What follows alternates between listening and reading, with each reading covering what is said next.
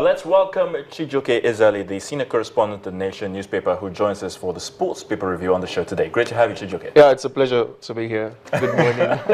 You're welcome, Chijioke. Yeah, it's a pleasure.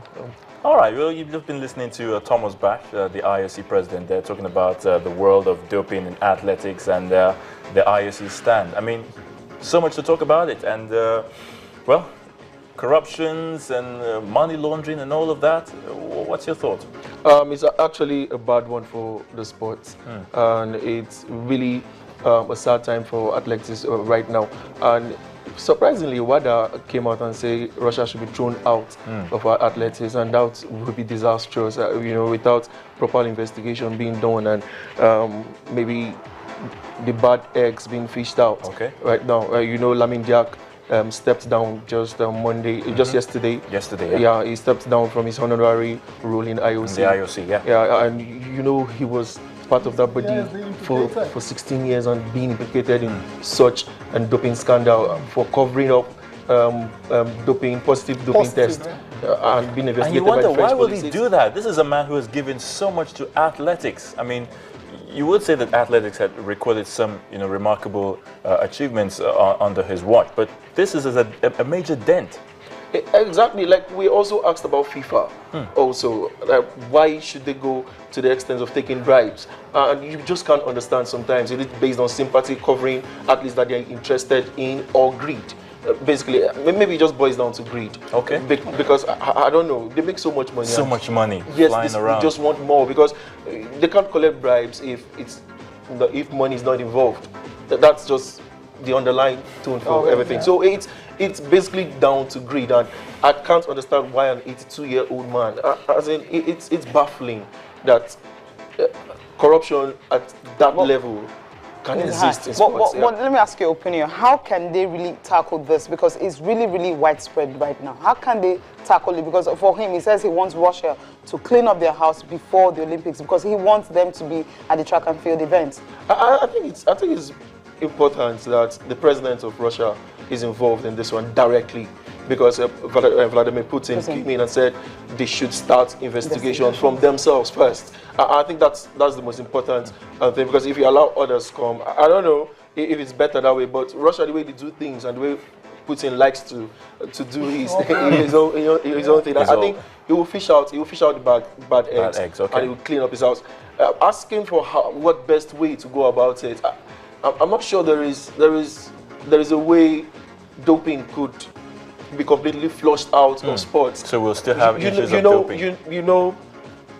During Maria Jones' scandal, she was all about I'm clean until it came out. They have a way of hiding such things, and what Lance might be Armstrong as well. Lance Armstrong also. What might be a banned substance for one athlete might not be for the other. So it's really, really difficult, and it's a money-spinning sport. If you recall, London Olympics 2012, I think they made about 3.3 billion pounds, and 90% of that money came from sponsorship, revenues, and TV rights, and it's huge. So if it continues like this, I think sponsors will be scared to come into the sport. Okay. You know what typically happens to Tiger Woods? Yeah, they basically just lost everything. Exactly. Yeah, and so even Lance Armstrong. It's really dangerous for the sport, because we don't have a clear-cut way on how to tackle doping. Okay.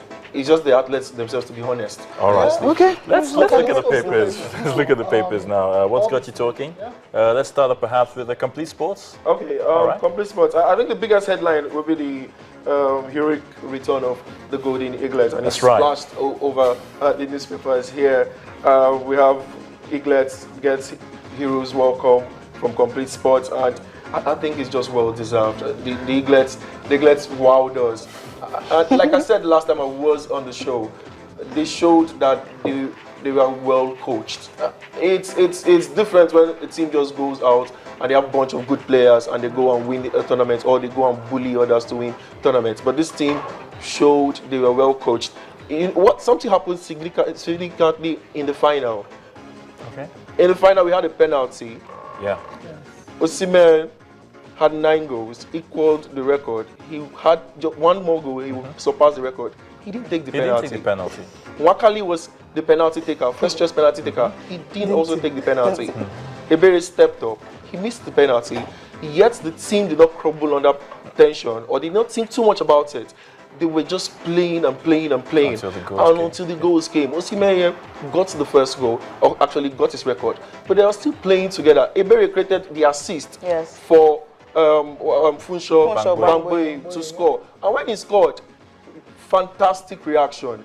He did not celebrate, he just walked like a robot. Like, back. Guys, let's get on with it. In his head, he was thinking what the coach told them. Just stay focused, just stay focused, just stay focused. So you just know that these boys, one way or the other, were just coached very, very well. And that's fantastic for Nigerian football. It shows boys can learn. It shows boys can grow. Like, I was listening to you guys before I came on set also, where you're talking about Oliseh and code of conduct. I think with coaching like this, you don't need code of conduct. Thank you. You just see guys just grow and just mature into becoming accomplished footballers in future. And I'm proud of this team. Not because they just know how to play football, but because they are disciplined. Discipline, 100%. That's the key word, discipline. All right. Let's take a look at some other sports. Your eyes, Osimhen, right? Dan is also there too. Yeah. Should he just get drafted into it? He also have his 26 mark left. For me, it's a bit early. If we know he got Taiwo Awoniyi, and he has not finished with Taiwo Awoniyi already, and that team has fantastic strikers. Yes, Junior Ajayi recently is banging in goals in an African club, and they have what's it called, Ogenekaru, fantastic striker. Chikatara also can also play for the under-23 squad. He was in the Super Eagles squad. So he's got I don't think there's a need for Victor right now in the team. So let him rest. He can't wait. He deserves the rest. Taiwo Awoniyi is just 18 or so. So he's very young. So if he wants a young striker, Taiwo Awoniyi. All right. Okay. Martin's here saying, I am ready to help the Super Eagles grow. What do you think of his invitation into the national team, especially being away for 2 years? Does he really deserve the call? I think people will frown at Martins coming back to the national team. One, because of his age. Two, because of the league he plays. Because everybody believes the MLS. Because of his age. How old is Obafemi Martins? It's 31 now. 31. And by football standards, you can consider that really old. Close to. Really? Let me say by standards.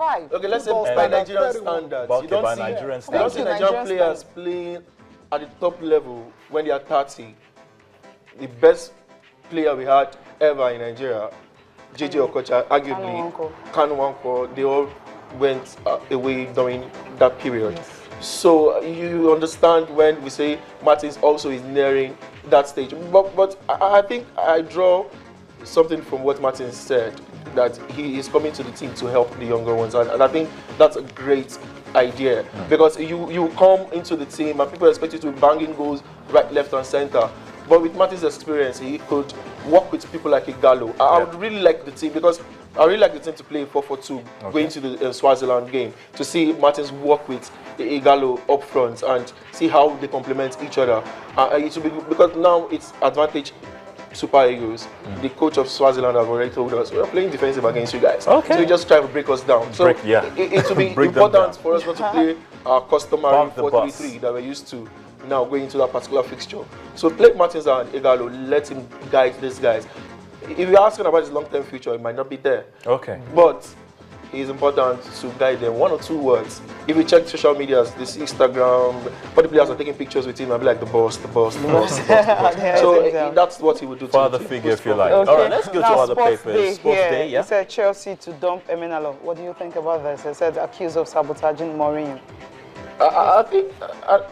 I think it's just people talk for me, because Emenalo is the strongest person in Chelsea after the owner himself, Roman. He's so close to Roman Abramovich. I think there's an article I read one time about him as being the most powerful man in Nigerian sports. I don't know how that came about, but maybe because of his influence in Chelsea.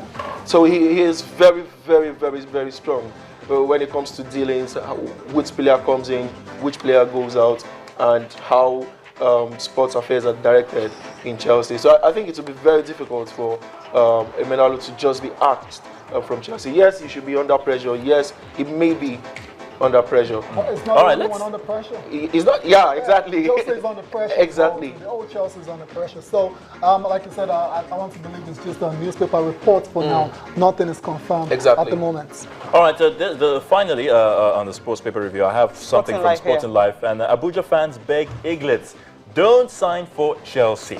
That's a funny one. That's a funny one. That's on the light side. That's on the light side. That's on the lighter side. And it's, Chelsea are doing bad right now. They are 16th. Current, we must say that every time we talk about Chelsea, current Premier League champions, and they are 16th. 7 losses in 12 games. That is unbelievable. It's But we're still hoping they'll turn it around. Yeah. by winning the league. Okay. Not sure about All right. News coming from the newsroom right now.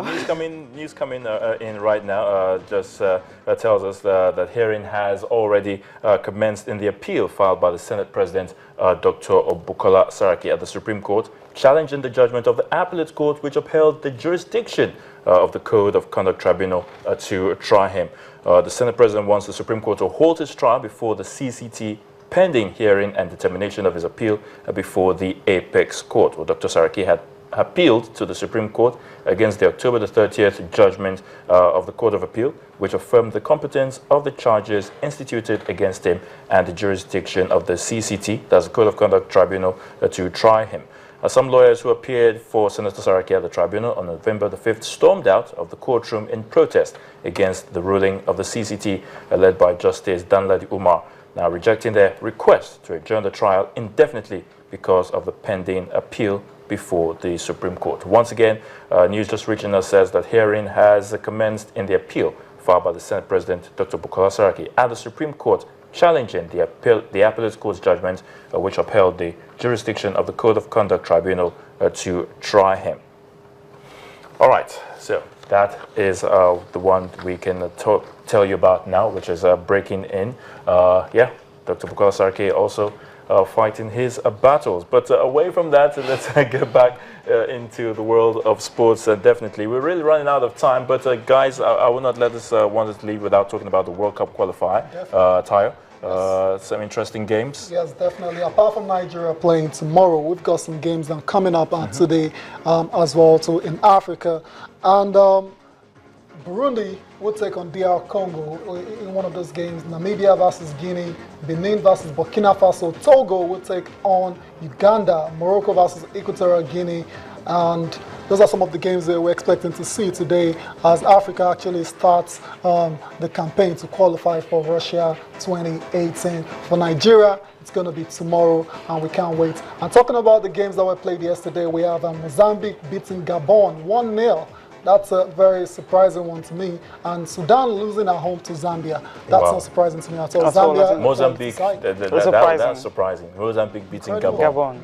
It's really a surprise. Where's Aubameyang? Okay.